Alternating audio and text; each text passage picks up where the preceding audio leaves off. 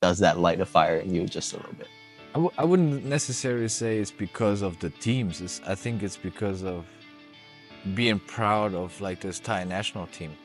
I think the fire inside of me is more coming here to Thailand, practicing a couple of days with these guys, with these amazing guys that are like super friendly, and then play these games and then head back home.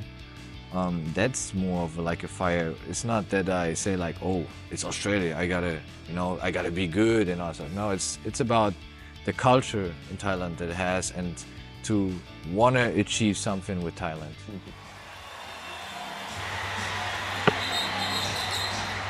And a travel call. Hello, we're back here again with the That's a Travel podcast. Again, we go around talking with people in the basketball world, in the Asian region in particular for now, whether it's players, coaches, team staff, or anyone involved who has an interesting journey to talk about.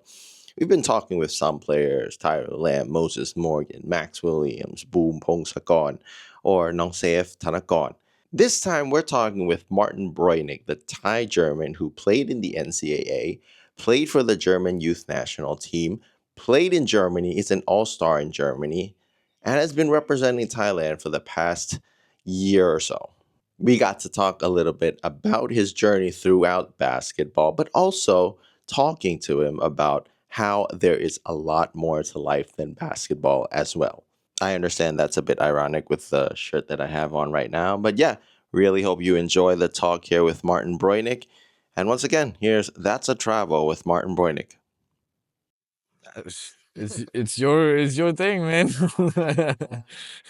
As long as you don't expose my dark secrets. You should be fine. All right. So, I mean, I've been meaning to really have a conversation with you for a while now. It's finally time we got to do this. But first of all, let's just go through the basics. Let's introduce yourself a bit. I'm Martin Breunig. Okay. I was born in Germany, Leverkusen, Germany. My mom is born in Buriram. Saraburi. Oh, I don't even know. Yeah. But no, my mom is full Thai. My father is German. I've been living basically my entire life in Germany. I started playing basketball in Germany when I was 12 years old. Learned it from my brother, and then started to progress towards school basketball, and then the youth basketball, and then started towards college, and then professional. Okay. 12 years old, man. So that's like what? That would be 21 years playing. Yeah. And of course, happy birthday. Thank you very much. Thank you very much. A great birthday for you as well. And congratulations winning, what was it, the BBL, how do you pronounce it? Pokal? Pokal. Pokal. Yeah, the Pokal. So that's like the in-season tournament thing. Yeah, that's a very interesting combination. They take the playoff teams. This year we have 17 teams. It used to be 18 teams in our league. So the first 8, they're automatically in the second round. That's their achievement for being in the playoffs.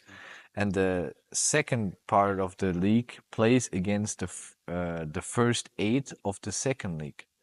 So second league teams actually have a chance to enter this too. Okay. You know, and then could be a Cinderella story where they be like really, really good. Lucky sometimes, but in most cases, like it's different because the ruling with foreign players is different. Oh, okay. But go ahead. And it's basically a do or die. So you play a game. If you lose, you out. If you win, you keep going. In your case, I mean, you guys play in the top league, Yes. but you were a bit of an underdog. I mean, there are more favorite teams like Bayern Munich. They were like what, 2-time defending champions. Yeah. You went against, what was it, Bamberg? What was it? How do you pronounce that? Yes, Bamberg. So yeah, you're considering a semi-Cinderella story or not? What do you think? Yeah, it was definitely a very big surprise. In general, where my club is located is in the east of Germany, and no team in the east of Germany except Berlin has won this cup before, and so it's a huge achievement, and it was time to write some new history. Do you think you thrive playing as an underdog throughout your career? Is that something that you've made? I mean, yeah, do you think you thrive as an underdog in particular? I was thinking about this a lot too. Before I came to Mitteldeutsche Basketball, where I'm at now, this is my third year there. I played for a top 4 team, Oldenburg. It was nice to play for a really very organized club, good players, but the expectations are very high. So every time you lose a game, it was more like, man, we're the worst. We're the worst. We can't make it, and all that stuff. And for playing for an underdog team, it makes it more fun because like every win, these guys are so happy about this. This is unbelievable, and we finally at this point where we can actually start reaching the playoffs because we started from year to year to get better and better. And then it makes it more fun, honestly, for me to see the progress we've been doing the last couple of years. Well, that's cool. And I'd say it's a similar story to what's going on here in Thailand. Obviously, Thailand's an underdog in the Asia Right. basketball scene. And then you're seeing the progress here and there. I mean, you went against Australia last window. You're going up against Korea this window. Do you think going up against these kind of teams like lights a fire in you a bit? Like, yeah, we're going up. I mean, you play a lot of high level basketball in Germany, obviously, but does that light a fire in you just a little bit? I wouldn't necessarily say it's because of the teams. I think it's because of being proud of like this Thai national team. I think the fire inside of me is more coming here to Thailand, practicing a couple days with these guys, with these amazing guys that are like super friendly, and then play these games and then head back home. That's more of like a fire. It's not that I say like, oh, it's Australia, I gotta be good and all that. No, it's about the culture in Thailand that it has and to wanna achieve something with Thailand. 2 windows, 1 SEA game so far. You mentioned the culture. What would you say is the growing culture of Thailand basketball so far that you've been able to experience it? What kind of culture do you feel or do you want to build here? I was talking to some people about this, about the league and everything, the Thai league. I think it's not easy for Thailand to build like a completely new league, with, let's say, you gotta build the fan base, you build clubs, you need gyms for all that stuff. So I don't think it's very easy, but I think once you get to this step, it should be very, very bright for Thailand's basketball because I think there's a lot of potential. I see this window, for example, Max Williams, guy from college. I mean, he comes from a college, and from one practice I can tell already. Okay, he has some experience. I see Junior 3 months ago was not this year. This 3 months ago he was not as how I say it. He seemed more shy and more laid back. This time he said like I'm fit. I'm ready to go. He's ready, and to see this progress in all these players when you give them the chance, that's just amazing, and that's all you can hope for. That they take step by step by step, and to get better. I mean, I wasn't. This is my 10th season as a pro, and I was not in my first season where I said like, "Hey, I'm gonna be a champion this year." It took me 10 years to be a champ of like the situation. Okay. All right. 10 years playing pro. Obviously, as we mentioned, 20 years playing basketball. What kind of nicknames or monikers have you garnered through the years? Nicknames. Or some Uh, fun names that, I mean, commentators call you, or what do you think's a cool one that you've gotten? I mean, I kind of used to like the Marty McFly. Okay. They sometimes called me that, especially in the United States. Okay. Because I was very athletic. Yeah, you are. You I still are, man. You're throwing yeah, down. but in the past it was like I did between the legs. I can't do this anymore. Okay. But I like the fact when they just call me Marty. It's just a comfortable thing. Okay. So yeah, any Thai nicknames that you picked up, or what do the guys have like a fun name for you, or is it just Martin? It's easy. Not that I know of. I mean, Okay. if they would call me that, I probably don't react or wouldn't understand it. I think that coach already says sometimes my name, and I just like don't react because like he says it with an accent. Yeah. So it's just I'm not used to it, you know. But when I mean, in your profile, when you introduce yourself, you said Martin 𝘴𝘶𝘬𝘴𝘤𝘬𝘦. Do you know what do you know the background of the 𝘴𝘶𝘬𝘬 name? Do you know its meaning? Well, my mom Mhm. said it's like basically the second, like the next one. Mhm. That's I'm not sure. I never really questioned Okay. it the second time, but Okay. that's at least her Okay. idea of it. Maybe you can tell me I'm about I'm something. not too sure. I'm not that fluent in the etymology of Thai Okay, names, but we'll figure it out. we'll figure it out. Yeah. But yeah, your origin Thai German. There are a lot of Thai Germans, and I mean, you met another young guy, Ananda, in this practice. He's a Thai German as well. Do you? I mean, how much aware are you of the Thai German community? Is there a big Thai German community in Germany, or are you not too aware? There's definitely is. Mm-hmm. You can tell by any Thai massage is basically Yeah. the man is German and the wife is Mm-hmm. usually Thai. But no, it's pretty common, I guess. A lot of Germans come here for vacation, meet their love of their life, I guess, and that's how it becomes Thai German eventually. Do you think there's a? I mean, I feel like there are a lot of really good Thai German talents. Do you think there's a talent pool to be tapped there that might be interesting for? I think it could be, yeah. I'm not sure yet, but I think that could be. One thing, did you get to talk with? There was the younger kid Ananda. Did you Right. get to talk a little bit with him today? Yeah, Or he yeah, what was that like? the first thing he told me is like, "Hey, nice to meet you. My German is not that good." He said it in German. I said like I Okay, told I can understand you. I was responding in German too, and then he was okay, like, "Okay, what?" I think I was too fast for him. okay, You know, I okay, spoke too fast for him. I expected him. He says a couple words in German, okay, so for me it's like immediately, okay, okay, you know, and then it was too fast for him. But okay, I think, yeah, I was surprised. okay. I was surprised. Okay. So going back to you a little bit, I don't think we've had much to talk other than you being a high flyer. What would you say like your style of play, the way you play is? How would you describe your game? I would describe my game as very mobile and versatile. Um, I don't know, like probably for Thailand, this is difficult for me to put me in this position because I'm only here for a couple days, then 2 games, and Coach Edo is trying to introduce me as much as I can to the team and all that stuff. But for the people that watch me, for example, in Germany, they know they can put me in a lot of different positions where I can be very effective if I play against a taller big.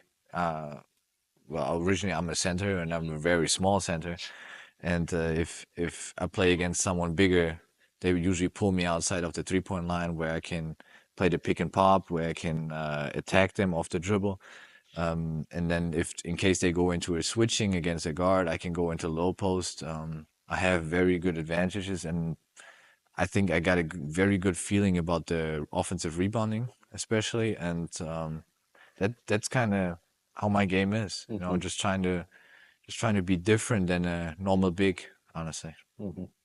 I've noticed in the past window, I think you are able to read passes. I don't know if that's just because the defenders are paying a lot of attention to you, but you pass around, you see the teammates pretty well. Do you think that's an underrated part of your game, or? Uh, f- I don't, I don't know if it's underrated. In Germany, for example, the style is completely different. Hmm. I talked to Moses about that. Hmm. In Germany, a lot of bigs are used for rebounding, for rim protection, and pick and roll, Hmm. and like catching lobs over the rim. Um, it's not.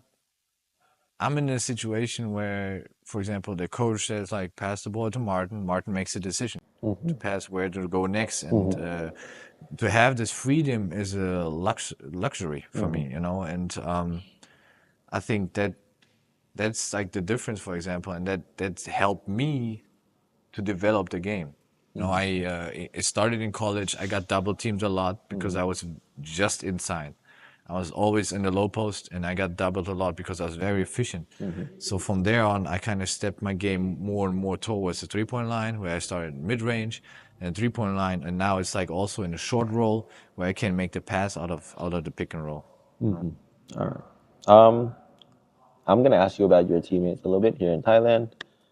Can you say a little bit about Boom? I mean, you played one window and then heading into this window. How has he been to play with? What kind of player is he in your eyes? Yeah, the very first time I met him as a lefty in practice, I thought like, okay, he's not quite, I would say quite ready. He was not kind of like a little too loose with the ball, with the dribblings. Then I saw him play against Indonesia. He played really well against Indonesia. He had very good reads. He felt comfortable, and I think that's just part of, for example, for Boom or for any other player. It's about the confidence level and about the basically practice. When you just go through the motions all the time, that you can start reading the game better. And I've seen it improve. And today in practice, he's improved a lot. And I only know him for like 4 months now since the last window, really. And I'm, like I said, I'm really surprised about like a lot of those players. You mentioned Max. You mentioned like seeing them and immediately about the experience he's gone through. But speak a little bit about how he is as a player so far. I mean, I know it's one practice, but Right. so far, what is your first impression of him? First impression is when I saw him, I wouldn't say I'm an expert in it, in scouting or something, but I can see really quick, for example, his shooting mechanic is very smooth. So I think he's a pretty decent shooter without knowing all his stats from college or anything. But the way he just stands there and gets ready and just lets the ball go, that's to me, honestly, like he feels comfortable being on the wing and shooting the 3-point shot, and that's one of his strengths, I guess. Reading the game will be part of like experience in a professional level. It will come over time, but right now I think he's a pretty decent 3-point shooter. All right. Last one I want to ask you about. You mentioned a bit about Junior and how more confident he's been. What other aspects have you read about his game? Being a veteran big man, so I think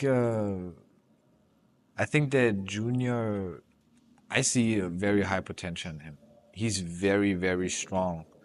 I just think that the only thing that's holding him back a little bit is not to know how to use it, really. I think if he understands, let's say I'm in the middle of the paint, I get the ball there, nobody can stop me and take that ball from me. If he will understand that one day, he will become an incredible big man, because he's wide, he's strong, he's hard to guard, and if he understands that man, nobody can box me out, he's gonna be incredible. And I think that's the only thing that I would say, like that's what experience comes after a couple of years. He's still young, he still has some time, there's no pressure of doing it right now, but I think that he can be something special. going back, you said you started playing at 12. You followed your brother to play. Yeah, how did that start? Was it just like, yeah, I'm gonna go play with my brother, or what was it? Well, I used to play soccer like a lot of people in Germany, because it's just like a bigger sport. Yeah. My brother was on the side always, like we have like soccer fields, and then we had like a huge cage next to it. There was like basketball courts, and I don't know if you ever heard about handball, with the small goals. And there was like basketball courts in it, and he just started playing, and I don't know, I picked it up. Eventually, I learned how to shoot the ball. Obviously, at the beginning, it was two-handed, not like a regular shot, but it was getting into basketball, of the rules and everything. I think it's so, to me, basketball is one of the most interesting sports ever. Because like it doesn't matter if you're up by 20 or down by 20, this game is most likely not over. This is such a game of runs. It makes it so fun, and every time I meet someone new, they tell me like, "Oh, I've never even watched basketball." I tell them like, "Listen, come to the next game, check it out. and they love it. They love the atmosphere. They love the pace of the game, even though they don't understand any rules. But the precision of hitting this ball in like a small rim, 3 meters above the ground, it's kind of amazing. So yeah. I mean, like you speaking so passionately about this. Do you remember like your first basket made in a competitive, let's say in a competitive game? Do you remember? I mean, My when it was, first yeah, basket. what it was like? What it was like a layup, mid-range jumper. Do you remember what it was like? What I remember is we actually have we have 16 states in Germany, and we have a huge tournament when you're like 15, 16 years old. All these states have 12 players, and then there's one big tournament. And out of this big tournament, there will be only 12 people picked for the national team in Germany. So what I remember is when I was like in these like 12 state, whatever it's called, I tried to dunk the ball every time. And then the coach came up, Martin, can you do something else than half dunkings? I was like, okay. Next year, I came back, entered the German youth national team. I did immediately my first game. I came in, drop, and one dunking. So this is like one of my. This is like probably the first passionate, I want to say. The first Marty McFly. Yeah, Marty McFly moment. Yeah. Obviously, through the years, had you ever considered quitting at any point? Oh, a lot. Mhm. This is I can't tell you how it is here in Thailand. I know basketball in Europe is different. There's a lot of pressure. There's a lot of the days are the same. You go 6 days a week. You go every day. Sometimes you're 1 week you get hated by the coach. Another week you get loved. Another week you get hated by the fans and all that stuff. So sometimes it's too much. When you think like, man, I just how is it if I would quit right now? I think I consider it always like a regular job. Some people don't want to get up to work, and sometimes I don't want to get up to practice. That's how it really is. But at the end of the day, I'm very lucky to have this job and do what I love to do. Uh, your jersey numbers, you're wearing 12 with the national team, but you also wear 8, right? Yeah. Do you have a backstory behind the jersey numbers that you're wearing? Yeah, I wear the 12. This is like actually my favorite one. The 8 I only wear because in my club I'm not allowed to take the 12 because it's a retired player. So then they take away that 12 that nobody can touch it anymore. But in general, the 1, 2, and 8 is the number of the birthday of my siblings. So my sister, for example, is the 12th of August, Okay. 1, 2, and 8. My brother is 28th of December. Oh yeah. I'm the 18th of the February. So the Okay. 1, 2, and 8 is all of our birthdays. And that's like That's a nice. good combination. Well planned out. All right. Let's step away from the basketball court a bit. You mentioned that sometimes it's a lot. So I see that you're a dog person. Yeah. How big of a dog person would you say? How long have you had like a dog? Is it always you've had it since you were a kid, or is it something? No, I have my dog since 7 years now. My very first own dog. I had from my now wife. She had a first dog and came to visit sometimes. And I gotta say, at the first I was like, I gotta walk him again. She's not here. I gotta walk him, so it's just annoying. But I kind of love getting out of the house. Mhm. If I'm on a road with the team or with the national team, sometimes I don't even leave the hotel, and that's very boring of me sometimes.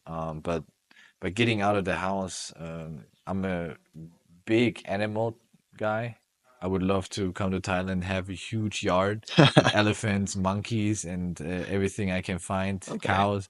I would love to have it, but I don't know if I can do it financially. But yeah, I love animals in general. Okay. If you love animals in general, can you rank your top 5 animals that you'd say you want in your farm? Let's say top 5 animals Top you'd have. five. Top 5. Okay, top Start from five. 5. Definitely or start from one, whatever. I Go just ahead. say it. I definitely want a monkey. Okay. Yeah. An elephant can be very nice too. Okay. Dogs can't be missed. Okay.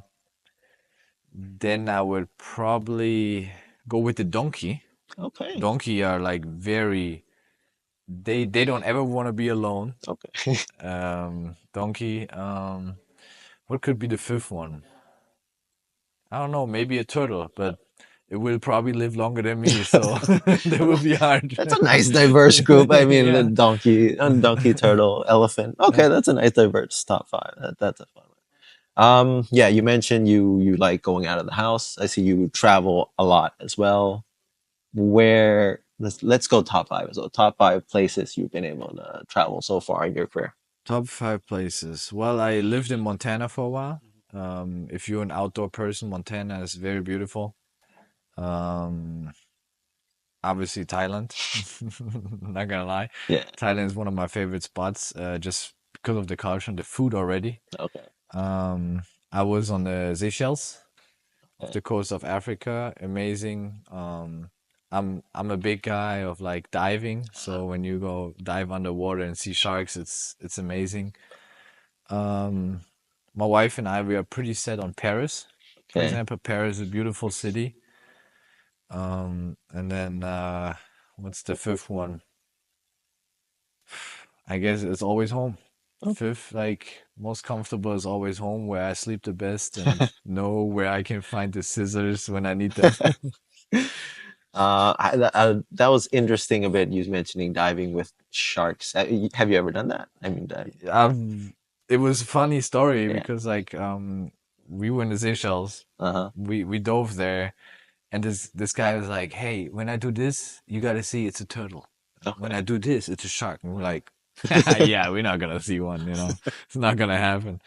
So we go down. 5 minutes later, we just arrived down. There's a big riff. We go underneath, and he was like, my wife and I, we were like turning around. We were like, where is it coming from? Where is it coming from? We were so scared, honestly. And then he's like with the flashlight showing us where it was, sleeping underneath. But it was, we were full of panic first, but my wife even worse, like you can see her eyes. And I was like, I'm at least a little cool because we have a guide, he knows what to do. So, yeah, that's just one of the experience. I would love to do also cage diving with the big great white sharks, but I think that could be very dangerous. I personally can't do that. It's too much stress for me. Yeah, But I mean, I I can see that. respect you guys. Yeah. Just to close a bit, you mentioned a bit, you're very passionate about playing basketball, but what or how much does basketball mean to you? I mean, lengthy career, you mentioned going ups and downs at your job, but yeah, what does basketball mean to you? I would say basketball means a lot to me, but not everything. I've like I said, this is my 10th year as a pro, and eventually I started a family. I got a beautiful wife. I got a beautiful son. Priorities change a little bit, especially last year since my son was born. I wouldn't say that everything goes for my son, but a lot of things I do is for my son and for his future. So I guess it's I have a lot of passion, but it takes a lot of pressure away from basketball to, hey, I have to now play really good because otherwise I don't get a job. No, it's not like this anymore. It's as long as my family is okay, everything is gonna be fine, and that's how I live now, basically, with the basketball. It's not that I hate it. It's not that I love it 100%. I would say I would probably love it to 90% because there's up and downs to it. But yeah, in general. Yeah, as someone who's gone through that kind of thought process, that kind of mindset, could you give like some advice to basketball players just to be able to balance all of that? Balance being, It's a good question because it's very hard to balance this. I was talking to Mo about this, and we talked about when you have a bad game that sometimes he doesn't understand how some people laugh after the game.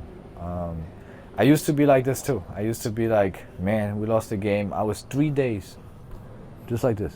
sitting like this, don't ever talk to anybody. I still do that sometimes, that I don't talk to people much for 3 days or 4 days, but it has nothing to do with basketball or something. It's just probably because I'm sick or, I don't feel good or something. Things are not going right, but in general, I feel like it's important to have a really good balance. I learned, for example, with the dogs, that's just like one thing. I came home after a bad game. The dogs are happy no matter what. So is my son.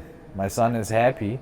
He doesn't understand that I just lost a big game or I played terrible. He comes up to me and says like, "Papa," and then my life is already better, And I think as soon as you have this balance where you can say like, "Hey, I turn this off. I can go to sleep. I still sleep minus 7-8 hours because I don't think about it too much." I think that's key for being a professional basketball player. All right, man. Really, really good stuff. Thank you. Learning a lot from you, man. One just last thing. I've talked to a few of the guys on the national team. You, Moses, Max. I've already talked to Boom as well. Who would be like a guy that you might want to hear? I mean, you want to know a bit more about their story. Just a segue for me to ask them that. Yeah, Martin wants to hear. Martin wants to listen to you sit down like this. Which of the players you think might be interesting to hear from? Honestly, I've played a couple times now with 𝘴𝘶𝘳𝘏, but 𝘴𝘶𝘳𝘏 is a very quiet guy, in my opinion. In my opinion, okay. Maybe at least to me. Okay. Maybe he's not super comfortable speaking English to me, but but I think I would like to hear some more from him. Okay. Who else? In general, every Thai player, basically, they're all quiet towards me. I don't know if it's because they're scared of the English or not, but I'm a very relaxed guy. I'm not super serious. Like if they want to start joking with me, I would probably laugh like crazy. All right. But yeah, just the local guys, All right. Yeah. So, last thing, just shout out a bit. Maybe say hi to your baby boy, your wife, your dog, just a little bit, or shout out to anything that you want to throw out. To what? Yeah. I mean, shout out to anything or anyone. Shout out to anything. This is your shout out time. Yeah, this is the camera. Okay. Address any one of the cameras. We'll figure it out. I just want to say hi to my family, to all the fans that are listening to this. I hope that you never give up dreaming, and that you will follow your dreams. It doesn't matter what it is. Yeah. All right. Thank you very much, Martin. Thank you. We'll keep on updating, following your career, whether it's traveling with your dogs or anything. Just wishing you the best. Thank you very much. Yeah. And yeah, thank you very much for your time. Thank you. A bit late. Thank you. Get over with your jet lag a bit. Thank you very much, man. Thank you. Thank you very much. Thank you. All right. Thanks, man. You're welcome. It was a long one, huh? I don't think I've seen your videos go that long. No. I post the long ones on YouTube. Oh, okay. Thank you. All right.